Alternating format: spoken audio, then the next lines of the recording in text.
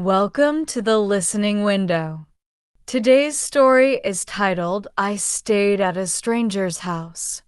This story takes you into an unexpected journey of trust, fear, and human kindness.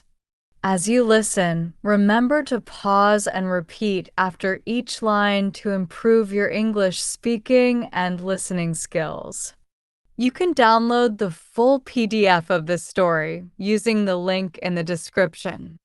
The PDF includes the complete script, a helpful vocabulary list with meanings and examples, a quiz, an answer key, and a bonus writing and speaking prompt to help you think more deeply about the story.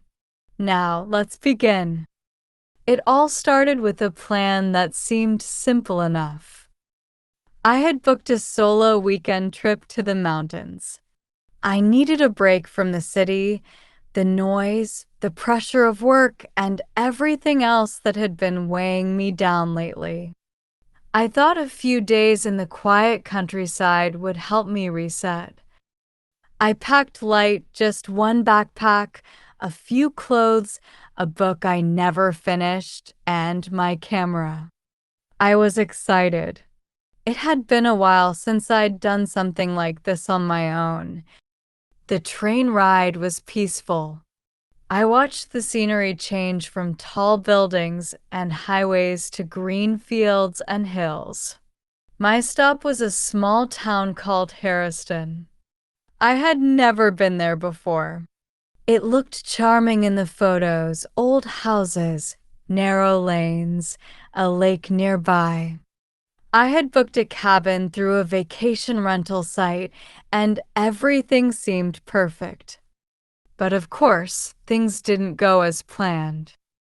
When I arrived in Harriston, the first thing I noticed was how quiet it was. Almost too quiet. It was a Friday afternoon, but the streets were empty. The sky was overcast, and a soft drizzle had started. I checked my phone. The map said the cabin was a 20-minute walk from the station. I didn't mind the walk. I had a waterproof jacket and good boots. The air was fresh, and I enjoyed the sound of my own footsteps on the gravel road. Trees lined both sides of the path, and birds chirped somewhere in the distance. It was peaceful. But when I reached the cabin, my heart sank. It looked abandoned. The windows were boarded up, the door was locked with a rusty chain, and there was a sign that read "No trespassing." I checked the address again. This was the right place. I called the host, but the number was out of service. I stood there for a few minutes, unsure what to do. It started raining harder. My phone signal was weak, and I couldn't get a ride back to the town. I was stuck. That's when I saw someone coming up the road. A woman in her late 30s, carrying a basket of groceries, holding an umbrella. She looked surprised to see me. "Are you lost?" she asked, her voice kind. I explained the situation to her. She listened patiently and then frowned. "Oh, that place hasn't been rented out in years," she said. "I'm sorry. You must have been scammed." I felt a wave of panic. I didn't know what to do next. She looked at me for a moment, then said something I didn't expect. "You can stay at my place tonight. It's just me and my daughter. We've got a guest room." I hesitated. I didn't know her. She didn't know me. And yet, in that moment, I didn't have any better option. I nodded slowly and thanked her. Her name was Elise. She lived just a few minutes down the road.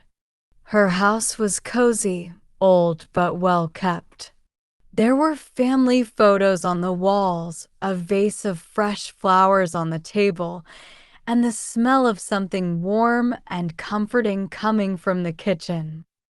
Her daughter, Mia, was about 6, shy at first, but curious.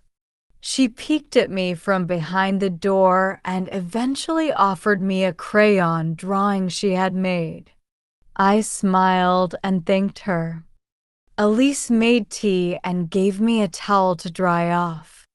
I told her about the booking, showed her the listing. She shook her head. "These scams are getting worse," she said. "You're lucky you found someone." She wasn't wrong. After dinner, she showed me to the guest room. It was simple, just a bed, a chair, a small lamp, but it felt safe. I lay awake for a while, listening to the rain on the roof. The events of the day played over and over in my mind. I had trusted a stranger with my safety, and she had welcomed me without hesitation. The next morning, the sun was out. Elise made pancakes. Mia showed me her dolls. We talked, laughed, and it started to feel like I had known them longer than just a few hours. I offered to leave after breakfast, but Elise insisted I stay another night.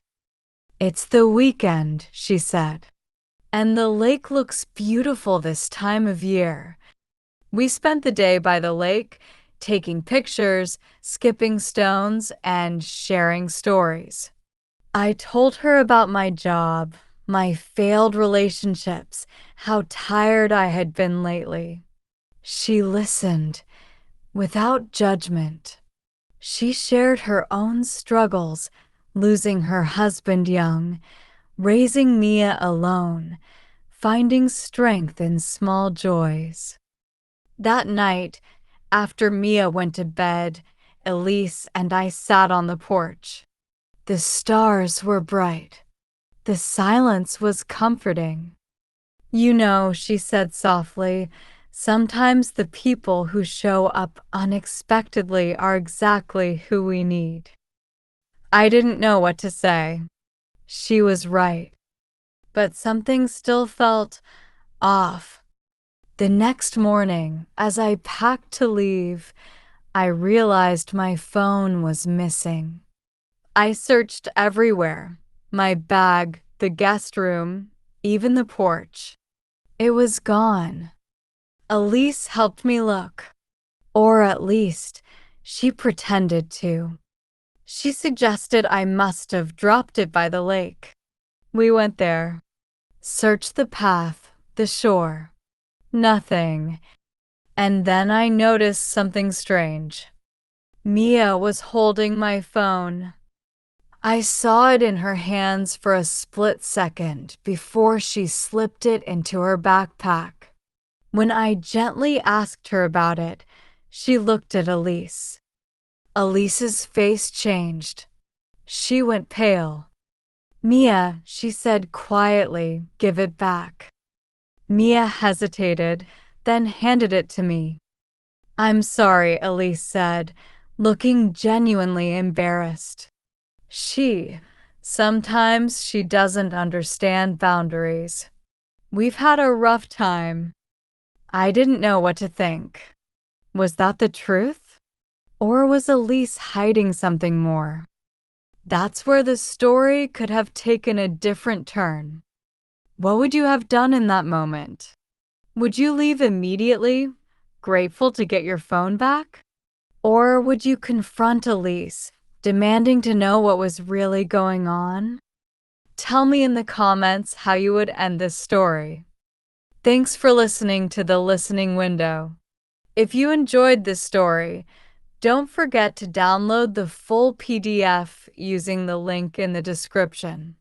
Inside, you'll find the complete script, a vocabulary list with meanings and examples, a quiz, an answer key, and a bonus writing and speaking prompt. I'd love to hear how you would end the story differently. See you next time.